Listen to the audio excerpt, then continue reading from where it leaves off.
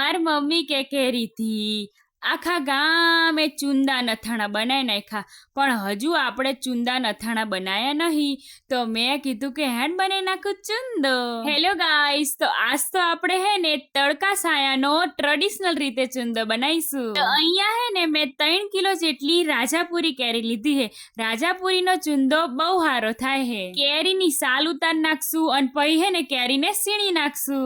હવે હે ને કેરીને સીણી લઈશું. સીણ આપણે હે ને મોટો જ રાખવાનો હોય, પછી હે ને ચુંદો બનતા બનતા તો સીણ ઓગળી જશે, એટલે હે ને મોટો સીણ રાખશો ને એટલે મજા આવશે ચુંદામાં. મેં બધી કેરી સીણી નાખી. હવે એની અંદર આપણે સ્વાદ પ્રમાણે મીઠું નાખી દઈશું. મીઠાને કેરી હારી રીતે મિક્સ કરી લઈશું. પછી એની અંદર આપણે 2.5 કિલો જેટલી ખાંડ નાખી દઈશું. મેં અહીંયા 3 કિલો કેરી સામે 2.5 કિલો જેટલી ખાંડ નાખી છે. અહીંયા તમારી કેરી જેવી હે, ખાટી હે કે મીઠી હે, એ પ્રમાણે ખાંડ તમારી રીતે નાખો ને તોય ચાલે. હવે ખાંડને આપણે કેરી હારી રીતે મિક્સ કરી લઈશું. તો હવે તપેલા ઉપર કોટનનું કપડું બાંધી લઈશું અને તપેલાને મૂકી દઈશું તડકામાં. તપેલાને હે ને આપણે 3 દિવસ સુધી તડકામાં રાખવાનું હે.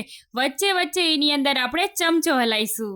3 દિવસ પછી આપણા ચુંદાની મસ્ત મજાની ચાહણી થઈ જઈ હે. હવે એની અંદર આપણે મસાલા નાખીશું. 5 મોટી ચમચી તીખું મરચું, 4 ચમચી કાશ્મીરી મરચું, 15 નંગ જેટલા મરિયા, 15 નંગ જેટલી લવિંગ અને 15 નંગ જેટલી એલાયચી નાખી દઈશું. એક તજનો ટુકડો નાખી દઈશું, એટલે હે ને ચુંદાનો સ્વાદ મસ્ત આવે. હવે બધી વસ્તુને સારી રીતે મિક્સ કરી લઈએ. અહીંયા આપણી ચુંદાની ચાહણી જોવો, એકદમ ઘટ બની હે, 1 નંબર ચાહણી બની હે. તો આપણો તડકા સાયાનો ટ્રેડિશનલ રીતે ચુંદા બનીને તૈયાર હે. વિડીયો ગમ્યો હોય તો એક લાઈક જરૂર કરજો. કાલે ફરી મળીએ નવા વ્લોગ સાથે. આવજો.